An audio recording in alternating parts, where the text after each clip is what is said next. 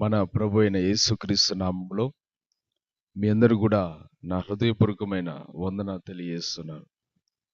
ఈ సమయంలో దేవుని యొక్క వాక్యాన్ని మనం చదువుకొని ధ్యానించుకుందాము. యెషయా గ్రంథము 11వ అధ్యాయము 2వ వచనాన్ని చదువుకుందాం.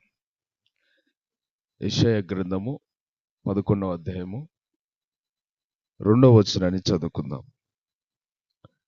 యెహోవా ఆత్మ జ్ఞాన వివేకములకు ఆధారమగు ఆత్మ, ఆలోచన బలములకు ఆధారమగు ఆత్మ, తెలివిని యెహోవా ఎడల భయభక్తులు పుట్టించు ఆత్మ అతని మీద నిలుచును.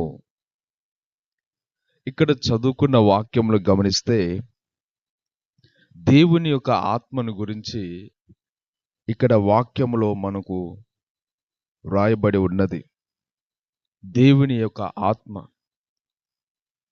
ఇక్కడ ఎవరి గురించి ఈ వచనంలో రాయబడిందంటే ప్రభు అయిన యేసుక్రీస్తు వారు, ఆయన గురించి రాయబడుతున్న మాటలు ఇవి. ఎందుకంటే ఆయన ఈ లోకానికి వచ్చినప్పుడు దేవుడు ఆయన ఆత్మ చేత నింపినప్పుడు ఆయన ఏ విధంగా యేసుప్రభు వారు ఈ లోకములో సువార్త ప్రకటిస్తాడో, మరి ఇక్కడ దేవుని ఆత్మ చేత ఏ విధంగా నడిపించబడతాడో ఇక్కడ వాక్యములో యేసుప్రభు వారి గురించి రాయబడి ఉన్నది. మనందరికీ తెలుసు, యేసుక్రీస్తు ప్రభువు ఆయన బాప్తిసం పొందినప్పుడు పరిశుద్ధాత్మ పావురము వలె ఆయన మీదికి దిగి వచ్చినట్టుగా దేవుని వాక్యం సెలవిస్తుంది. చూడండి, దేవుడే యేసుప్రభు వారిని స్వయంగా అభిషేకించినాడు, ఆయన ఆత్మతో నింపినాడు. ఆయన ఈ లోకానికి రాకమునుపే ఇక్కడ ఆయన ఆత్మచేత నింపబడి బీదలకు సువార్త ప్రకటిస్తాడనేసి యెషయా గ్రంథము 61వ అధ్యాయంలో కూడా రాయబడినది. చూడండి, ఇక్కడ దేవుని యొక్క సేవకులు కూడా దేవుని సేవ చేయాలంటే వారికి ఖచ్చితంగా దేవుని యొక్క ఆత్మ అనేది ఉండాలి. దేవుని ఆత్మ లేకపోతే ఎవరు కూడా సేవ చేయలేరు. ఎందుకంటే అది దేవుని సేవ చేయడం అనేది ఈ లోక సంబంధమైన జ్ఞానముతోని, లోక సంబంధమైన బలముతోని, ధనముతోని, మన సొంత శక్తితోని చేయలేము. అది మాటల ద్వారా కాదు దేవుని రాజ్యం. దేవుని యొక్క శక్తి, ఆత్మశక్తి ద్వారానే, పరిశుద్ధాత్మ వలనే దేవుని పని చేయగలుగుతాం. అందుకని దేవుడు ఆయన సేవకులను పిలిచినప్పుడు, ఆయన వారిని దర్శించినప్పుడు దేవుడు వారికి ఆయన ఆత్మనిచ్చి ఆయన సేవలో వాడుకుంటాడు. అలాగని మీరు విశ్వాసులకు ఎలా దేవుని ఆత్మ వాళ్ళు పొందుతారంటే, వాళ్ళు మారుమనసు పొంది రక్షణ పొందినప్పుడు వాళ్ళకి దేవుడు తన ఆత్మని అనుగ్రహిస్తాడు. అంతేకాకుండా బైబిల్ ఏం చెప్తుందంటే, ఎవరైతే ఆయనని అడుగుతారో దేవుని ఆత్మని, వారి అత్యధికముగా వారికి దేవుడు దయచేస్తారంట.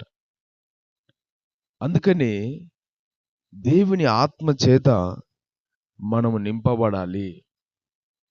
ఇక్కడ రాయబడిన వాక్యం చూస్తే యెహోవా ఆత్మ ఎన్ని విధాలుగా పనిచేస్తుందో చూడండి. ఇక్కడ దేవుని ఆత్మ ఇక్కడ ఆత్మ ఒకటైనప్పుడు కూడా చాలా రకాలుగా మనకు సహాయం చేస్తుంది దేవుని సేవలో. ఇక్కడ చూడండి, మొదటిగా జ్ఞానాన్ని ఇస్తుంది మనకి ఆత్మ. దేవుని ఆత్మ మనలో ఉన్నప్పుడు, మన మీదకి వచ్చినప్పుడు, మనలోకి వచ్చినప్పుడు జ్ఞానము దయచేస్తుంది దేవుని సేవ చేయడానికి. జ్ఞానము, అది ఏ జ్ఞానం అంటే పైనుంచి వచ్చే జ్ఞానము, దేవుని యొద్ద నుంచి వచ్చే జ్ఞానము. దేవుని సంబంధమైంది, పరలోక సంబంధమైంది. దేవుని ఆత్మ అనుగ్రహించే జ్ఞానము అది ఈ లోక సంబంధమైనది కాదు, పరలోక సంబంధం. ఈ లోక సంబంధమైన జ్ఞానం ఏ విధంగా ఉంటుందంటే అది మోసకరమైంది, కపటముతో ఉంటుంది, వేషధారణతో ఉంటుంది, పాపం ఉంటుంది, అల్లరి ఉంటుంది, చెడ్డ క్రియలన్నీ కూడా జరుగుతాయి. ఈ లోకంలో ఉన్న జ్ఞానము అది సాతానికి సంబంధించింది. అందుకనే అది మోసముతోని, కపటముతోని, వేషధారణతోని, పాపంతోని, అన్యాయంతోని నిండిపోయిన జ్ఞానం అది. ఆ జ్ఞానముతో ఈ యొక్క లోకం నడుస్తుంది. అయితే దేవుని నుంచి వచ్చే జ్ఞానము, దేవుని ఆత్మ ఇచ్చే జ్ఞానం ఎలా ఉంటుందంటే పైనుంచి వచ్చింది. అది ఎలా ఉంటుందంటే పరిశుద్ధత ఉంటుందంట. దేవుని యొక్క ప్రేమ కలిగి ఉంటాం, సమాధానం కలిగి ఉంటాం, వినయం కలిగి ఉంటాం, ఒక మంచి లక్షణాలు కలిగి ఉంటాం. దేవునికి మహిమ తెచ్చే విధంగా మనం జ్ఞానం కలిగి జీవిస్తాం. దేవుని సేవలో మనం ఈ లోకంలో నడుచుకోవడానికి దేవుని ఆత్మ పైనుంచి వచ్చే జ్ఞానము, పరసంబంధమైన జ్ఞానం దయచేస్తాడు. యాకోబు రాసిన పత్రికలో 3వ అధ్యాయంలో ఉంది. చాలా అద్భుతమైన జ్ఞానం. అందుకని ఈరోజు మనకు దేవుని ఆత్మ ఆయన జ్ఞానం దయచేస్తాడు. కాబట్టి అలాగనే ఇంకా వివేకము, దేవుని ఆత్మ ఏం దయచేస్తుందంట? వివేకం కూడా దయచేస్తుంది. రెండోది వివేకము. దేవుని సేవలో సాగిపోవడానికి వివేకం అవసరము. వివేకం అనేది కావాలి. అందుకని యేసు ప్రభు కూడా ఏం చెప్తాడు? 12 మంది శిష్యుల్ని సేవకు పంపించేటప్పుడు ఆయన ఏం చెప్తాడంటే, మిమ్ములని తొడేల మధ్యలో పంపిస్తున్నాను, కాబట్టి మీరు ఎలా ఉండాలి? పాముల వలె వివేకం కలిగి ఉండండి. పాములు ఎలా ఉంటాయి? వివేకంతో ఉంటాయి. అవి మనుషులు వస్తున్నది చూసి అవి దాచుకుంటారు. మనుషులకి ఎదురుగా రావు అవి. మనుషులు నడిచినట్టుగా మన దారిలో నడవు అవి. మనుషులకి అవి ఎదురై నిలవవు అవి. అవి మనుషులు వస్తున్నాయి అంటేనే అవి ఒక పక్కగా ఆగిపోతాయి, ఒక పక్కకు వెళ్ళిపోతాయి. వివేకంతో నడుస్తావి అవి. అలాగనే దేవుని సేవ చేస్తున్న మనము, దేవుని బిడ్డలమైన మనము ఈ లోకములో వివేకంతో నడవాలి. ఎందుకంటే మనము దేవుని నమ్ముకున్నాం కాబట్టి, నిజ దేవుడైన యేసుక్రీస్తు నమ్ముకున్నాం కాబట్టి, ఈ లోకంలో ఆయన సువార్త ప్రకటిస్తున్నప్పుడు, ఆయన సేవ చేస్తున్నప్పుడు, మనం యేసు ప్రభువును అనుసరిస్తూ జీవిస్తున్నప్పుడు అనేకులు మనల్ని హింసల పాలు చేస్తారు, నిందల పాలు చేస్తారు, శ్రమ పెడతారు. అందుకని వివేకంతో నడవాలి. వాళ్ళకు భయపడి ఉండమని అంటలేదు, కానీ వివేకంతో నడవాలి, వివేకంతో ప్రవర్తించాలి. అందరూ అంటారు మత మార్పిడి చేసే వాళ్ళని, బైబిల్ చేతబట్టుకొని తిరుగుతారని, ఇంకా పొద్దున్న లేచి ఇదే పని అని, ఇంకొంతమంది యేసుప్రభు గురించి ప్రకటిస్తున్నామని, ఇట్లా ఎంతోమంది బాధించే వాళ్ళు ఉంటారు. ఒక తొడేల్లాగుంటారు ఈ లోకంలో.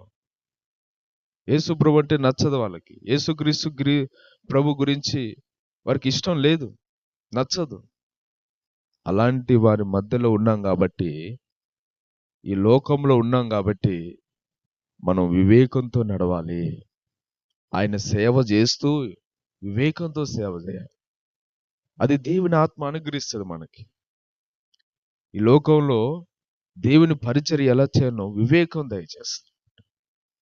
అందుకనే వివేకాన్ని కూడా దేవుని ఆత్మ ఇస్తుంది. ఇక మూడోదిగా చూస్తే ఆలోచన ఇచ్చే ఆత్మ. దేవుని ఆత్మ ఆలోచన ఇస్తుంది. మనం ఆయన పరిచర్యలో సాగుతున్నప్పుడు మనకు మంచి ఆలోచనలు దయచేస్తాడు. మంచి ఒక ఆలోచనలు. చూడండి, బైబిల్ ఏం చెప్తుందంటే, దేవుడంట ప్రత్యక్ష గుడారము తయారు చేయడానికి ఒక వ్యక్తిని వెన్నుకున్నాడు. చూడండి, నిర్గమ కాండము 31వ అధ్యాయము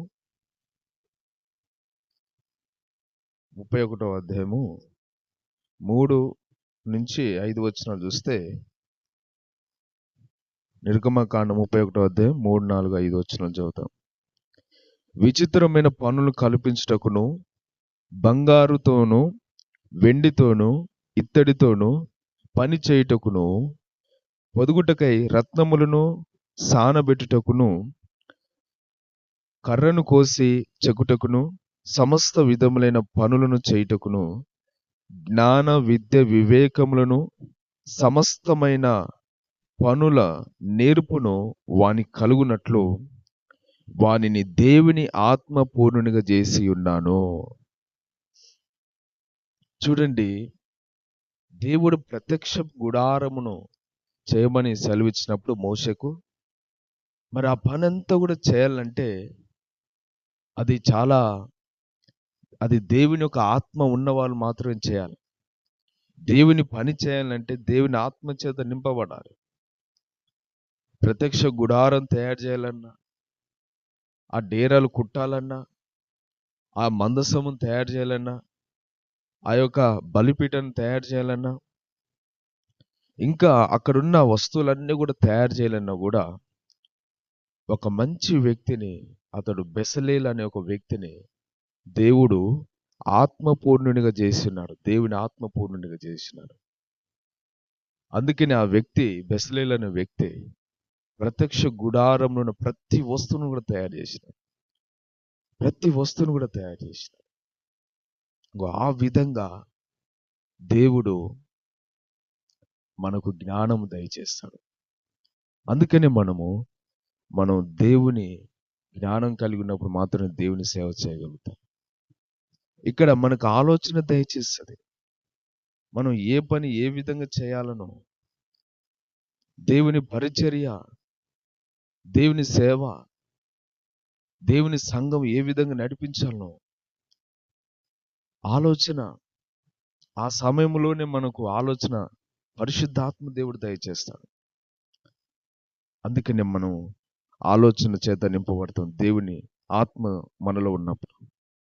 ఇంకా బలములకు ఆధారమగు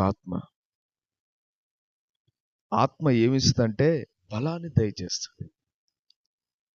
సొలొమోను అడిగినారు, దేవా, నీ ప్రజలను, ఇంత గొప్ప సమూహాన్ని నీ స్వాస్థ్యము నడిపించడానికి, పరిపాలన చేయడానికి నాకు జ్ఞానం దయచేయమని అడిగిన, బుద్ధిని దయచేయమని అడిగిన. దేవుడు ఆయనకి జ్ఞానం, బుద్ధిని దయచేసినాడు. అలానే ఇక్కడ మనం దేవుని పరిచర్య చేయాలంటే, దేవుని సేవ చేయాలంటే బలము కావాలి. ఏ బలము? శరీర సంబంధమైన బలం కాదు, అది ఆత్మీయమైన బలం కావాలి.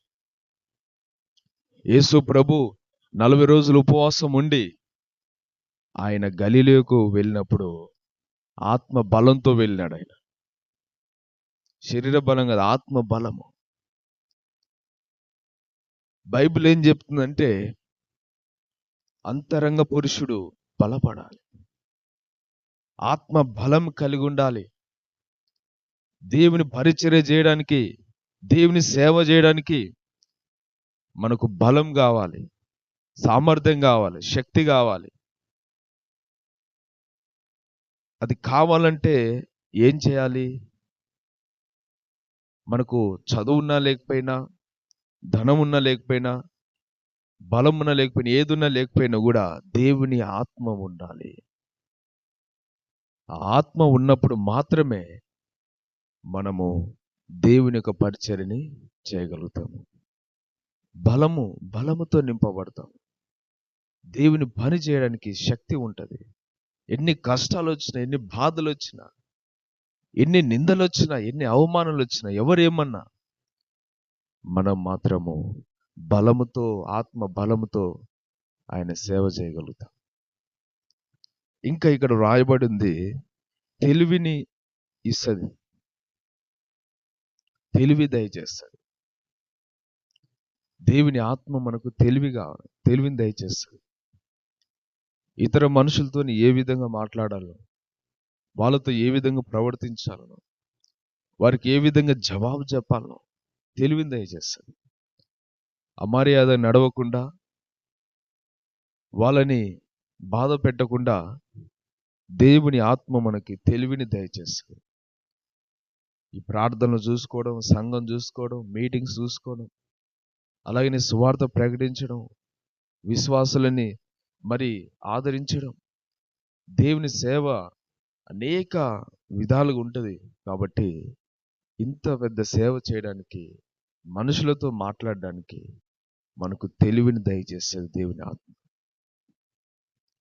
ఇంకా ఇక్కడ ఏముంది, యెహోవా ఎడల భయభక్తులు పుట్టించు ఆత్మ. దేవుని ఎడల భయము భక్తి కలిగి ఉంటాం. ఈరోజు చాలా మంది ఎలా ఉన్నారంటే, భక్తి ఉంటే భయం ఉండదు, భయం ఉంటే భక్తి ఉండదు. కానీ దేవుని ఆత్మ ఉన్నోళ్ళు మాత్రము భయము భక్తితో జీవించగలుగుతారు. ఈరోజు అందుకనే ఇక్కడ చెప్పబడుతున్న వాక్యము, ఒక వ్యక్తిలో దేవుని ఆత్మ ఉన్నప్పుడు ఇన్ని రకాలుగా మరి నింపబడి, జ్ఞానంతోని, వివేకంతోని, ఆలోచనతోని, బలముతోని, తెలివితోని, భయభక్తులు కలిగి జీవిస్తాడు. అందుకని ఈరోజు సహోదరులారా, నిజంగా మనం దేవుని ఆత్మ చేత నింపబడితే ఇలాంటి లక్షణాలన్నీ కూడా మనలో ఉంటాయి. అప్పుడు మనం చేసే సేవ దేవునికి మహిమ వస్తుంది, బలంగా ఉంటుంది. అంతేకాదు, ఇక్కడ దేవుని యొక్క ఆత్మ మనకి ఏం దయచేస్తుందంటే, దేవుని సేవ చేయడానికి, ఇతరులకు సువార్త ప్రకటించడానికి, మరి దేవుని సేవ చేయడానికి దేవుని యొక్క ఆత్మ మనకు సహాయం చేస్తుంది. అంతేకాదు, బైబిల్ ఏం చెప్తుందంటే, దేవుని సంగతులు మనం తెలుసుకోవాలంటే అవి దేవుని ఆత్మ చేత నింపబడ్డ వారికి తెలిసే అంట. ఇప్పుడు మనం దేవుని ఆత్మ చేత నింపబడితే దేవుని యొక్క సంగతులు తెలుసుకోగలుగుతాము, దేవుని యొక్క మర్మాన్ని తెలుసుకోగలుగుతాం, దేవుని ఉద్దేశాలు తెలుసుకొని నడవగలుగుతాము. అందుకనే దేవుని ఆత్మ కూడా దేవుని సంగతులు తెలుసుకోవడానికి మనకు సహాయం చేస్తుంది. అంతేకాదు, ఈ ఆత్మ ఏం చేస్తుందంటే, కొరింథీ రాసిన మొదటి పత్రిక 12వ అధ్యాయం ఉంది, కృపవరాలను ఇస్తుంది. కృపవరాలు ఎన్నో అక్కడ రాయబడి ఉంటాయి. కొంతమందికి బుద్ధి వాక్యము, కొంతమందికి విశ్వాసం అనే వరము, కొంతమందికి స్వస్థపరిచే వరము, కొంతమందికి వాక్యం చెప్పే వరము. రకరకాలుగా అక్కడ ఒక్కొక్క వ్యక్తికి ఒక్కొక్క తలాంతులు ఇవ్వబడ్డాయి. అవన్నీ ఎవరు ఇస్తున్నారు? ఆత్మ, దేవుని ఆత్మ ఇస్తున్నది. చూడండి, దేవుని ఆత్మ ఎన్ని విధాలుగా పనిచేస్తుంది. అందుకనే రోమ పత్రికలో ఒక మాట ఉంది, ఏమనంటే, దేవుని ఆత్మ లేనివాడు ఆయన వాడు కాడండి.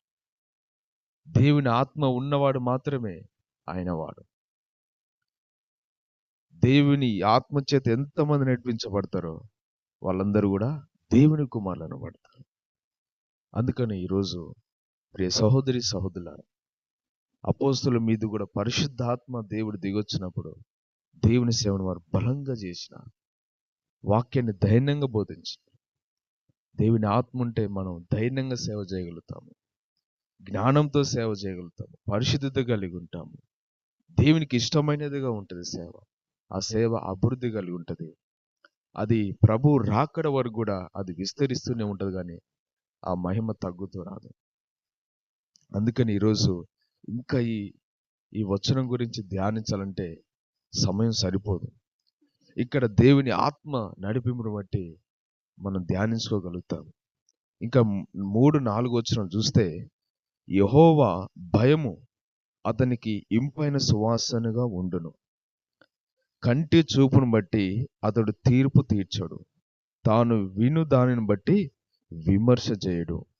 నీతిని బట్టి బీదలకు తీర్పు తీర్చును. భూనివాసులలో దీనులైన వారికి యథార్థముగా విమర్శ చేయును.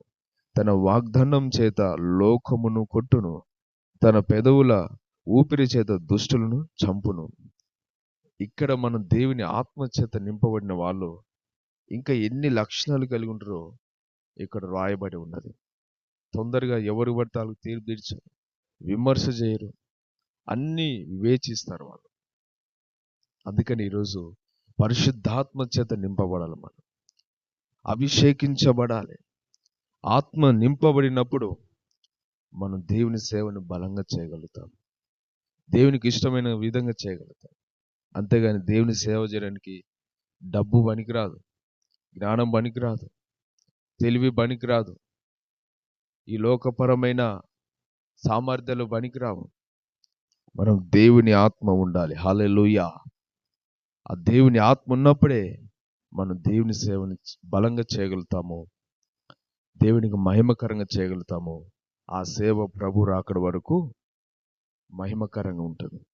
కాబట్టి ఈరోజు మనం కూడా దేవుని ఆత్మ చేత నింపబడతాము, అట్టి విధంగా ఉందాము. దేవుడి మాటలు దీవించి ఆశీర్వదించును గాక.